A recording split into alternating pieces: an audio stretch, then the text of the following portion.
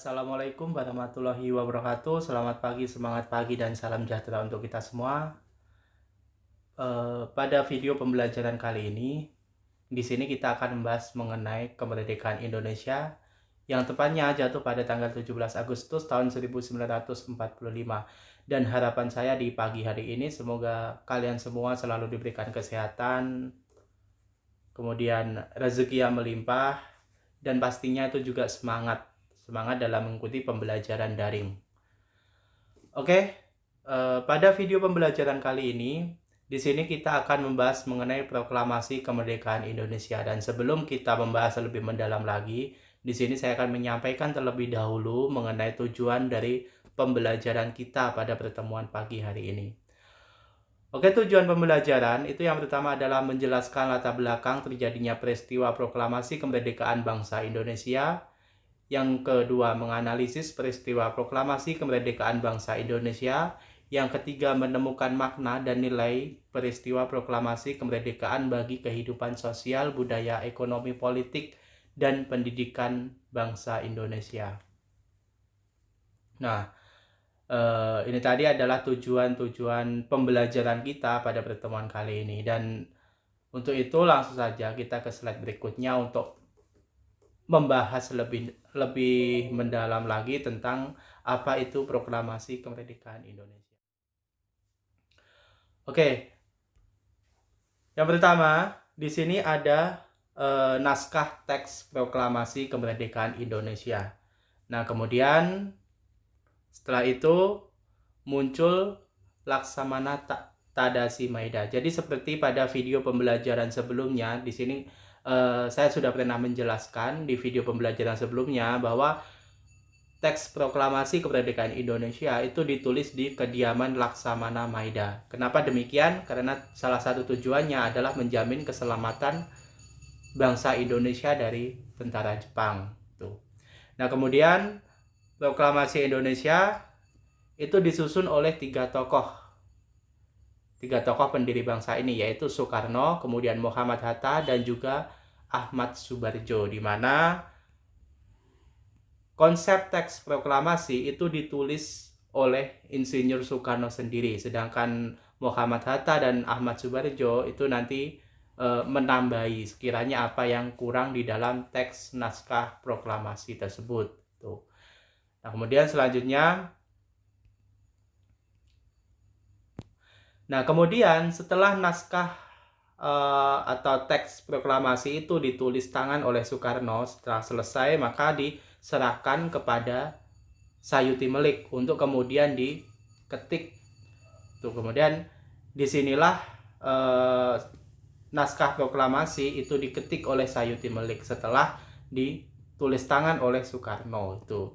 Nah, kemudian selanjutnya di sini kemudian bingung, siapa sih yang harus menandatangani naskah proklamasi ini agar menjadi naskah yang legal atau yang diakui, karena setiap dokumen itu harus ada tanda tangannya agar itu diakui secara sah. Nah, maka di sini dari golongan muda yaitu Soekarni itu mengusulkan agar yang menandatangani teks proklamasi itu adalah Soekarno-Hatta atas nama bangsa Indonesia. Jadi pada masa ini Soekarno-Hatta itu belum disahkan sebagai presiden dan wakil presiden pertama Indonesia, belum. Hanya saja Soekarno-Hatta itu menandatangani naskah teks proklamasi tapi atas nama bangsa Indonesia. Baru ketika tanggal 18 itulah Soekarno disahkan sebagai presiden dan Hatta sebagai wakil presiden gitu. Nah, kemudian setelah itu kita lanjut ke slide berikutnya. Nah, proklamasi kemerdekaan Indonesia itu dilakukan atau dikumandangkan itu tepatnya pada hari Jumat tanggal 17 Agustus 1945 tahun Masehi. Tapi kalau untuk tahun Jepang itu 17 Agustus 2605.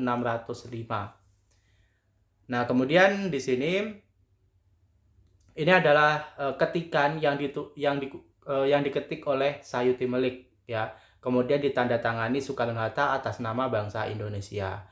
Nah, kemudian naskah teks proklamasi ini dibacakan oleh Soekarno dan didampingi oleh Muhammad Hatta.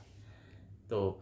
Nah, setelah itu Ini gambar tentang pembacaan naskah teks proklamasi oleh Soekarno yang dibacakan atau tempatnya itu di Jalan Pegangsaan Timur nomor 56 Jakarta Pusat. Ini ada di kediamannya Soekarno.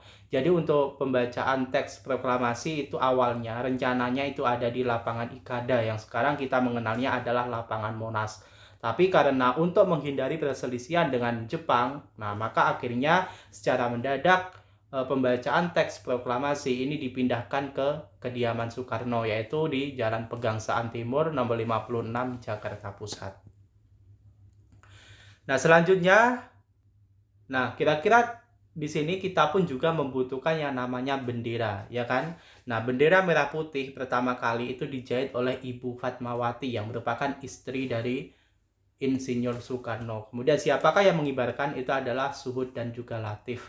Nah, kedua tokoh ini merupakan tokoh atau prajurit dari Tentara Peta, pembela tanah air. Nah, untuk upacara pengibaran bendera pada masa itu, tepatnya 17 Agustus 1945, itu dilakukan sesederhana mungkin. Ya, jadi belum ada pasukan paskibra seperti saat ini gitu. Jadi hanya dilakukan sesederhana mungkin dengan pengibaran bendera, kemudian diiringi oleh lagu Indonesia Raya, itu karangan dari W.S. Supratman. Nah, selanjutnya di sini ada tokoh-tokoh lain di sekitar proklamasi. Yang pertama adalah Fatmawati.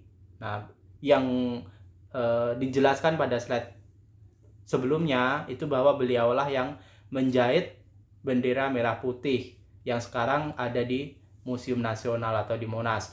Nah, di bendera ini juga mengandung filosofi merah dan putih. Ya, merah itu berani, dilambangkan darah, kemudian putih itu suci, dilambangkan tulang. Jadi perjuangan di sini, perjuangan yang didapatkan oleh bangsa Indonesia, kemerdekaannya didapatkan itu akibat atau hasil dari bertumpah darahan pahlawan-pahlawan bangsa yang sudah mendahului kita itu.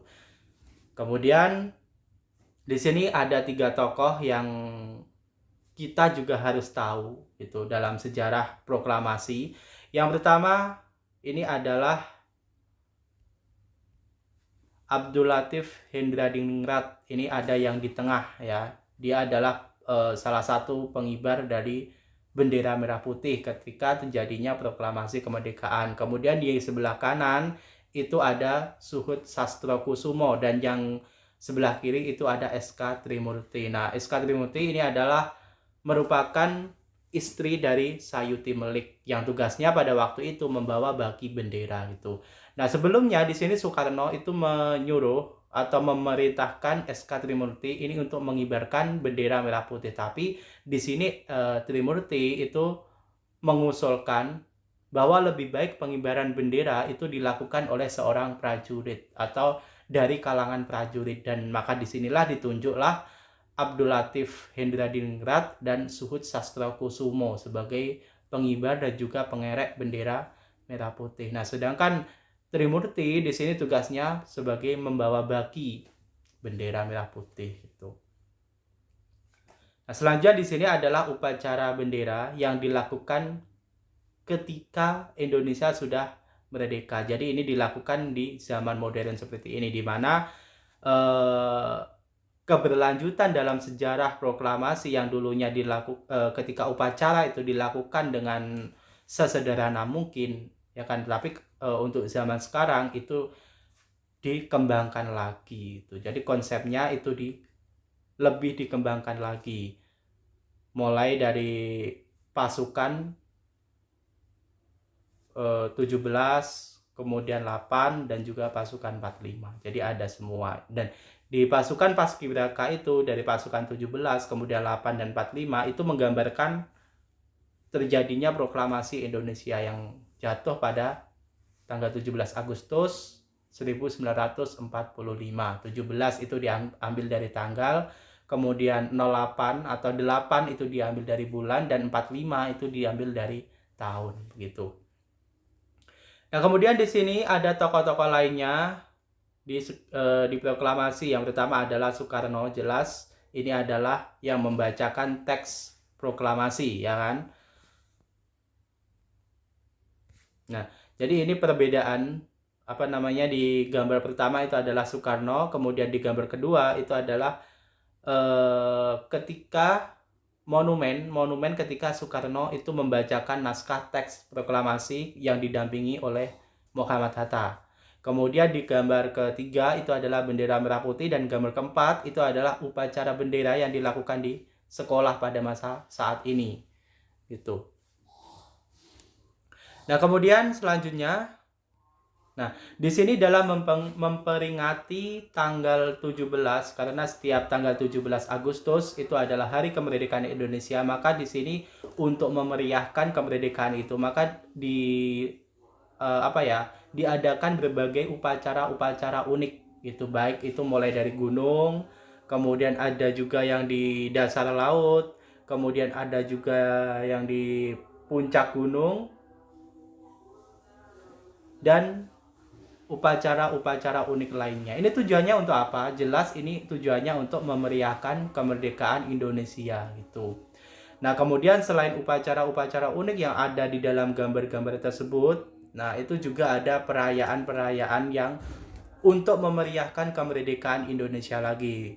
Nah, yang pertama adalah Panjat Pinang, kemudian yang kedua makan kerupuk, dan yang ketiga tarik tambang, dan keempat adalah balap karung. Jadi ini adalah berbagai kegiatan masyarakat yang bertujuan untuk memeriahkan kemerdekaan Indonesia. Nah, kemeriahan dari kemerdekaan Indonesia yang selalu diperingati tanggal 17 Agustus itu berbeda sekali ternyata ya dengan tahun 2020. Gitu, karena apa? Terjadinya pandemi COVID-19 yang dimana selalu memberikan batasan-batasan kepada gerak-gerak kita gitu, sehingga kejadian peringatan-peringatan untuk memeriahkan kemerdekaan ini hampir tidak diadakan di seluruh Indonesia, dan ini sampai saat ini pun amat sangat kita rindukan gitu. Kita berharap semoga COVID itu akan segera berlalu sehingga kemeriahan baik itu di masyarakat, di sekolah dan lain sebagainya itu akan kembali lagi gitu ya. Jadi cukup sekian penyampaian materi dari saya, dan untuk itu di sini ada tugas ya. Tugas ini sebenarnya kelompok kalau misalnya kita masuk, tapi di sini dikerjakan secara individu ya.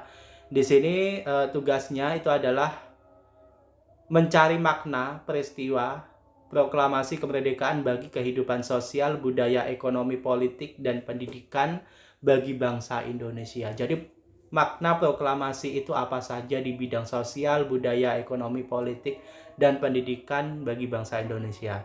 Jadi cukup sekian penyampaian materi yang saya sampaikan ya. Dan yang saya sampaikan ini, ketahuilah ini hanyalah poin-poinnya saja anak-anak, dan kalian boleh mencarinya baik itu dari buku-buku yang sekiranya berhubungan dengan materi ataupun dengan internet. Oke? Demikian penyampaian dari saya, kurang lebihnya mohon maaf. Wassalamualaikum warahmatullahi wabarakatuh.